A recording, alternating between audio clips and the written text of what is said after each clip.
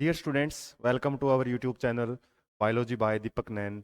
और आज हम जो बड़ा ही इंपॉर्टेंट टॉपिक डिस्कस करेंगे वो रहेगा यू हैव टू सॉल्यूशन। आपके पास ए और बी दो सॉल्यूशन है। The pH of the solution A is 6 and pH of the solution B 8। Which solution has more hydrogen ion concentration. यहाँ पे आपसे क्वेश्चन को थोड़ा ट्रिकी करके पूछ लिया इसने। हाइड्रोजन आयन कंसंट्रेशन किस में ज़्यादा होती है? एसिडिक सॉल्यूशन में। और पीएच 7 है, यहाँ की साइड हम बढ़ेंगे 6 की तरफ, तो पीएच जो एच कंसंट्रेशन है वो बढ़ती है, इस साइड में ओ एच कंसंट्रेशन बढ़ती है। More hydrogen concentration, which of this is acidic and which is base. More hydrogen concentration किसकी है? 6 वाले की, 8 वाले की कम है। ओ एच पूछ लेता तो उल्टा हो जाता। Which of this acid, acid कौन सा है? 6 वाला एसिड है और 8 वाला क्या है? What effect does the concentration of H positive ions have on the nature of the solution? H positive ions के वजह से सॉल्यूशन की नेचर पे क्या असर पड़ता है? जैसे हमारी H पॉजिटिव आयंस की कंसंट्रेशन इंक्रीज होती है ना, तो क्या हो जाता है? हमारा सॉल्यूशन एसिडिक होता रहता है, पीक से आराम आराम से वो स्ट्रोंग हो जाता है। और यदि ये डिक्रीज है, एच आयन कंसंट्रेशन डिक्रीज होती है, तो सॉल्यूशन हमारा बेसिक नेचर की तरफ बढ़ना शुरू हो जाता है। Do basic solution also have H positive ions?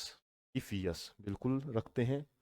Basic solution के पास भी, जैसे NaOH वाटर के अंदर हमने घोला हुआ है ना, चाहे कितने स्ट्रोंग हो, वो एच तो है, मानते हैं एच पॉजिटिव भी है इसके पास, लेकिन ये कंडीशन है बहुत ज़्यादा मात्रा में है, ये ऐसे ऐसे निशान आपको मिल जाते हैं कई बार।